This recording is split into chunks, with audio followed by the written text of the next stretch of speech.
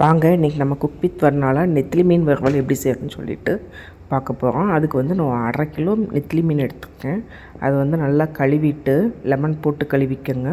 அப்புறமா இஞ்சி பூண்டு விழுது வீட்டில் அரைச்சது சேர்த்துருக்கேன். அப்புறமா மஞ்சத்தூள் சேர்த்துக்கங்க.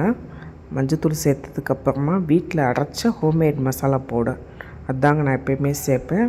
அதுவே நீங்களும் சேர்த்துக்கலாம், நல்லா டேஸ்ட்டாக தான் இருக்கும். அப்புறமா காஷ்மீர் சில்லி பவுட்ரு 1 ஸ்பூன் சேர்த்துக்கங்க. அப்புறமா அரிசி மாவு.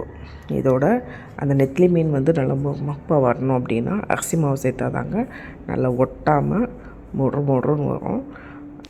இப்போ அந்த நெத்திலி மீனுக்கு தேவையான அளவுக்கு உப்பு சேர்த்துக்கங்க. உப்பு வந்து நம்ம ஃபஸ்ட்டே போட்டு நல்லா கழுவி வைப்போம், அதனால்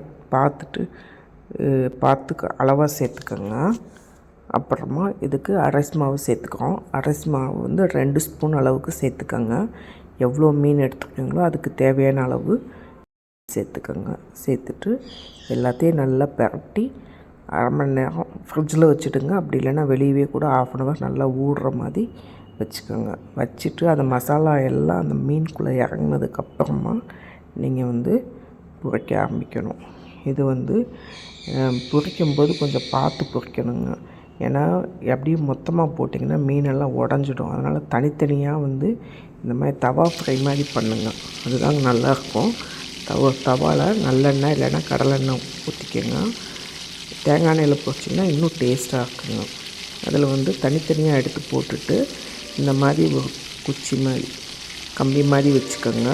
அந்த கம்பியில் ஒவ்வொன்றா பரட்டி போடுங்க. இல்லைன்னா நீங்கள் மொத்தமாக போட்டிங்கன்னா மீனெல்லாம் உடஞ்சிடும். தனித்தனியாக போட்டுட்டு கொஞ்சம் கருவேப்பிலை சேர்த்து எடுத்திங்கன்னா உங்களுக்கு அருமையான நெத்திலி மீன் வறுவல் ரெடி ஆகிடுங்க. நீங்களும் வீட்டில் செஞ்சு பாருங்கள். நன்றி.